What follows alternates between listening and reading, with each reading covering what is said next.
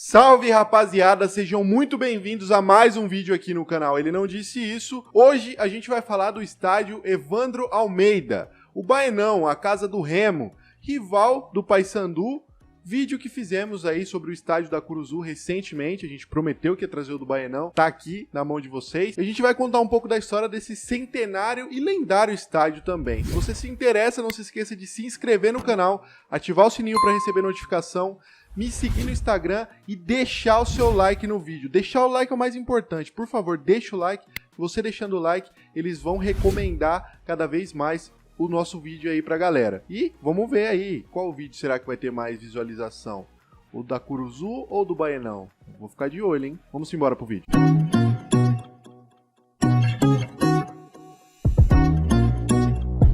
O estádio Evandro Almeida é um estádio de futebol brasileiro, de propriedade do Clube do Remo.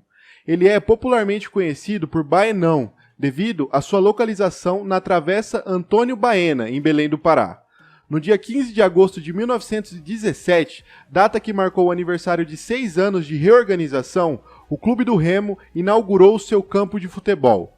O campo azulino media 110 metros de comprimento por 70 metros de largura e comportava 2.500 pessoas distribuídas por uma arquibancada dividida em duas linhas de extensão por pavilhão superior que se destinava às famílias dos sócios e à parte inferior aos sócios. Nas arquibancadas onde ficavam os sócios se abrigavam também em sua extensa área, o almoxarifado, a secretaria e até uma ambulância. Para os jogadores, foram separados 2 vestiários, 2 banheiros com chuveiros, além de sanitários. O Baenão foi o primeiro a ter instalações elétricas para jogos noturnos desde 1940, o pioneiro da região norte e nordeste, com 32 refletores distribuídos por 8 torres, cada uma com 4 refletores. As torres, 4 de cada lado, tinham 17 metros de altura. Após uma vasta programação que foi iniciada com salva de 21 tiros pela manhã, foi disputada a partida inaugural da Praça Esportiva entre os times da Reserva Naval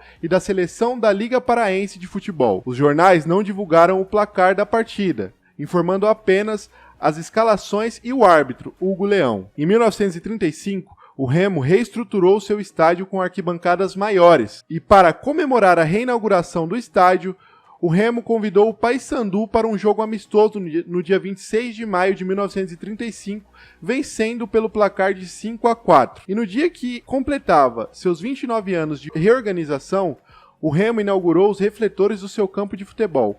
Cada refletor abrigava uma lâmpada de 1.500 watts. Durante quase 5 anos fechado, na década de 1960, o antigo campo de Antônio Baena sofreria transformações radicais, desde o gramado até as cabines de imprensa construídas pelo lado da Travessa Antônio Baena, por cima das antigas Gerais.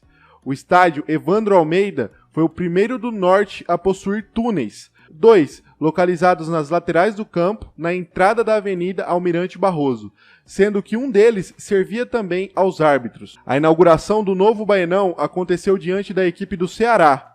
1-1 foi o resultado final. Logo depois foi construído o terceiro túnel, por ocasião da participação do Remo pela primeira vez no Campeonato Brasileiro da Primeira Divisão, em 1972, após conquistar a Taça Norte e Nordeste do ano anterior. É onde hoje se encontra o privativo aos jogadores azulinos. Quando o Remo entrou na Primeira Divisão Nacional, em 1972, os tobogãs das arquibancadas, localizadas por trás das metas, foram ampliados em sua altura e a capacidade do estádio passou a ser de 20.000 pessoas. O Baenão recebia grandes públicos. Na década de 70, o sucesso do Leão comandado por Mesquita, Alcino e companhia atraía mais de 30.000 espectadores, o que superava até a sua capacidade máxima, o que a gente já percebeu aqui no decorrer de vários vídeos e que era muito normal.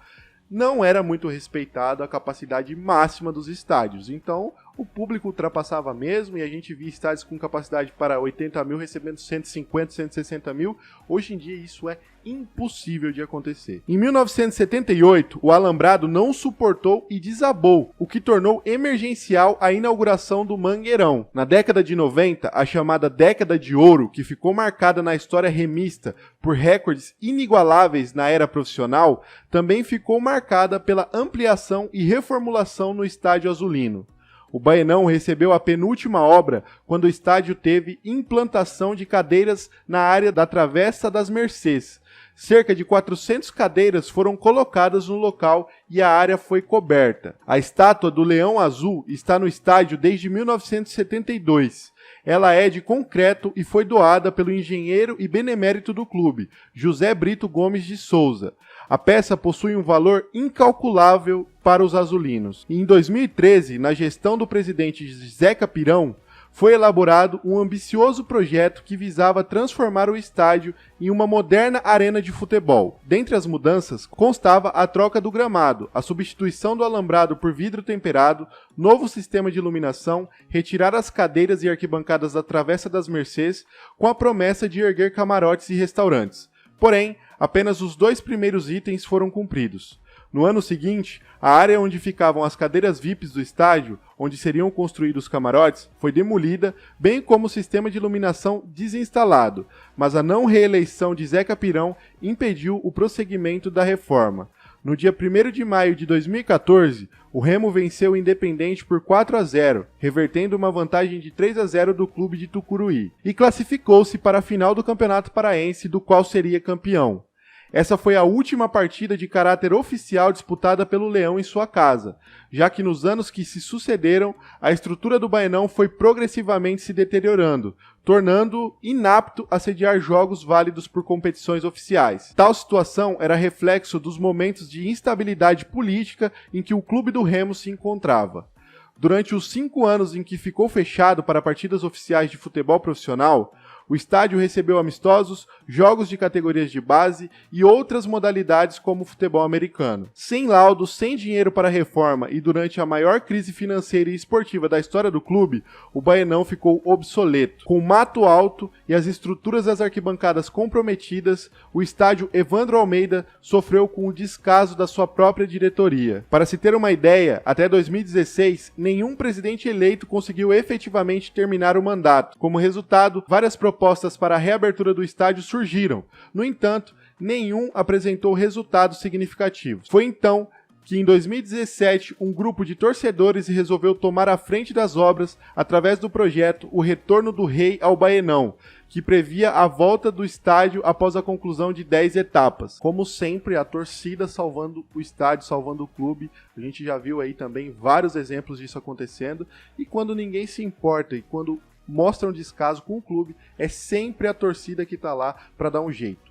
Então, se o clube tem a sua torcida do seu lado, ele nunca vai morrer, sua memória nunca vai morrer, seu estádio nunca vai morrer. E graças à força da torcida azulina, protagonista no esforço de fazer a reforma do estádio, que estava interditado desde maio de 2014, com a arrecadação de dinheiro nos jogos e eventos do Remo, doações de empresários e venda de produtos, o projeto de fazer o clube voltar ao estádio centenário foi iniciado. Mesmo com todas as dificuldades, todo o empenho foi recompensado e, depois de 5 anos, o Baenão foi reaberto, cumprindo todas as exigências impostas pela CBF e com capacidade para 13.792 torcedores. Este grupo de torcedores lançou um site em que prestava contas de todas as doações recebidas e os gastos com a obra, e essa transparência foi essencial para o sucesso do projeto. Imagina aí se uma diretoria abre um site desse e presta conta.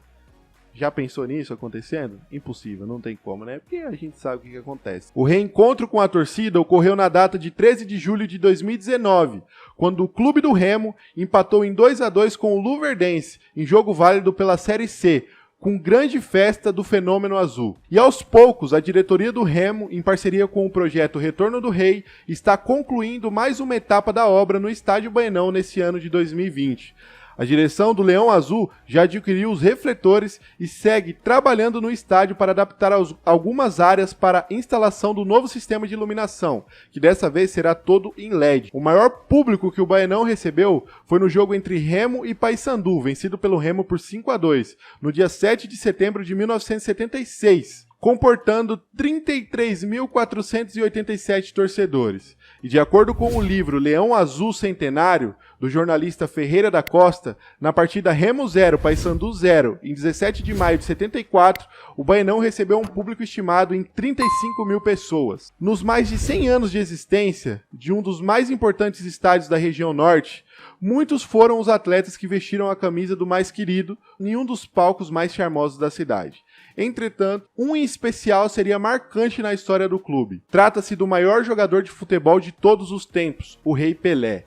Foi na noite de 29 de abril de 1965, quando o Remo teve um amistoso contra o Santos, diante de um Baenão lotado. Pelé adentrou o gramado com a camisa remista e um buquê de rosas. Recebeu vibrantes aplausos da torcida. Outra nobreza do rei teve origem em um pênalti, que a própria torcida azulina exigiu que o Pelé batesse. Com a tradicional paradinha, ele fez o gol. O jogo teve um placar elástico, 9-4 para o time da Vila Belmiro, com 4 gols do Rei Pelé. E isso não machucou a galera azulina, afinal, aquela foi uma noite especial, a noite que o rei do futebol vestiu a gloriosa camisa azul. Pouquíssimos times na história tiveram esse privilégio, e o Remo é um desses. O nome que batiza o Baenão tem história. Um ex-zagueiro do clube que machucou a cabeça durante uma partida e ainda assim voltou ao campo e deu a vitória ao Leão Azul com um gol de cabeça, Evandro de Melo Almeida, um dos principais jogadores no início das atividades do clube do Remo, ajudando o time remista em grandes conquistas. Após pendurar as chuteiras, o ex-atleta passou a atuar ativamente na administração do clube sem fins lucrativos, o que lhe rendeu o título de benemérito azulino.